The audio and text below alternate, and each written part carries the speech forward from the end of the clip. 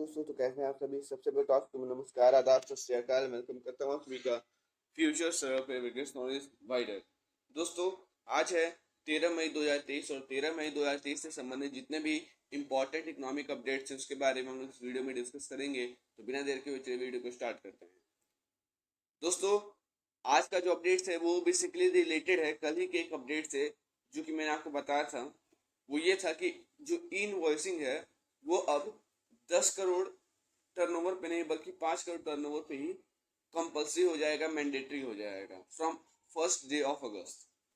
लेकिन जो stake holders उनका ये कहना है कि स्मॉल फॉर्म्स को, ये जो छोटी संस्थाएं हैं, उनको कम से कम 1 साल का क्या दे दिया जाए, छूट दे दिया जाए। अदरवाइज ये इम्पॉसिबल सा लग रहा है इस टास्क या फिर इस टेक्नोलॉजी को अडॉप्ट करना फॉर द स्मॉल फॉर्म्स, या फिर स्मॉल फॉर्म्स के लिए इस टेक्नोलॉजी को अडॉप्ट करने में थोड़ा टाइम चाहिए। कम से कम 1 साल का उनको छूट दे दिया जाए, ऐसा मानना है, ऐसा कहना है स्टेक होल्डर्स का। क्या बातें हैं, चलिए बात करते हैं।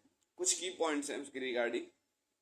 पहला की पॉइंट तो ये है कि ये यूएन गवर्नमेंट ने 10 मई का एक नोटिफिकेशन जारी किया था, जिसमें कि उन्होंने बताया था कि जो इन इनवॉइसिंग है वो 10 करोड़ से 5 करोड़ को सब्स्टिट्यूट करेगा, following which will be mandatory for small business to carry B2B transaction through invoices.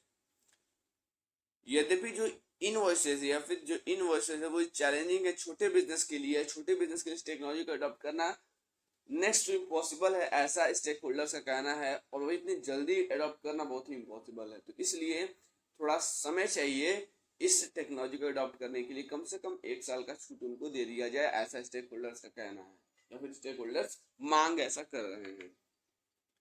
The government lowering of e-invoicing threshold is aimed at reducing mismatches in data reconciliation between sellers and purchasers. sellers और purchasers के बीच में जो data reconciliation होता है उसके मिसमैचेस जो होते हैं उसको कम करने का उद्देश्य है इस इनवॉइसिंग के नए नियम को लाके। Under the GST input tax credit system as a invoices क्या करता है, जो कि जनरेट किया जाता है एक प्रोग्राम के थ्रू, ये क्या कर सकता है, ये दूसरा आदमी इसको पढ़ सकता है, समझ सकता है, ठीक है।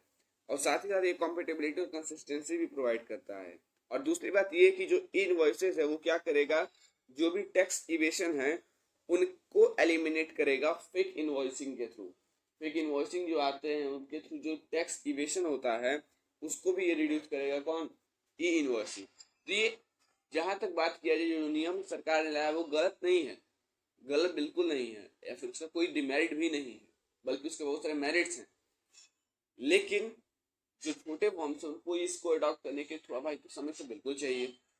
तो वही स्टेक होल्डर्स का मांग है कि कम से कम 1 साल का समय स्मॉल फॉर्म्स को दिया जाए इस टेक्नोलॉजी को अडॉप्ट करने के लिए। यानी कि आफ्टर 1 ईयर आप इसको एग्जीक्यूट कीजिए, बट बिफोर 1 ईयर इसको एग्जीक्यूट ना कीजिए, क्योंकि हम लोग को थोड़ा समय चाहिए। स्टेक होल्डर का कहना है कि छोटे फॉर्म्स को थोड़ा समय चाहिए, ठीक है, इस टेक्नोलॉजी को अडॉप्ट करने के लिए।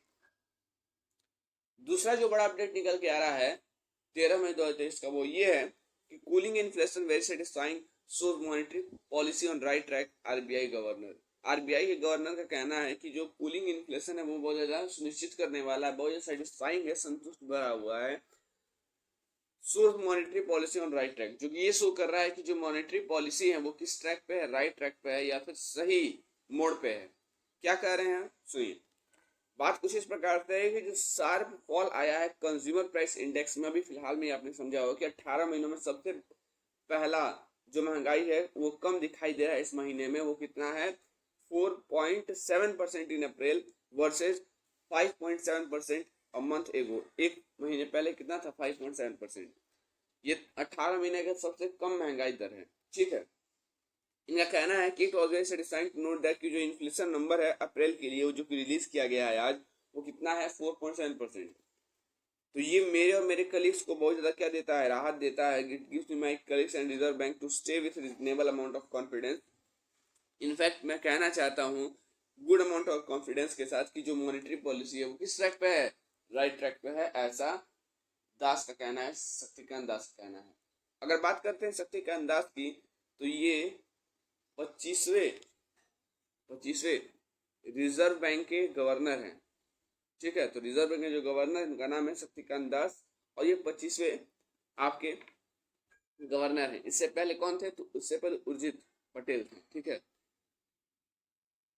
तो ये कुछ अपडेट्स हैं रिगार्डिंग 13 मई 2023।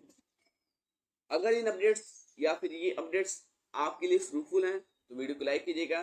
चैनल को अभी तक आपने सब्सक्राइब नहीं किया चैनल को सब्सक्राइब करके बेल आइकन को दबाएं ताकि जो भी अपडेट्स हमारे चैनल पे आए कहीं आपसे मिस ना हो जाए। तो दोस्तों तब तक के लिए बने रहिए फ्यूचर सर्वे के साथ, where gets knowledge wider and then till then आप सभी को फिर से टीम की तरफ से धन्यवाद।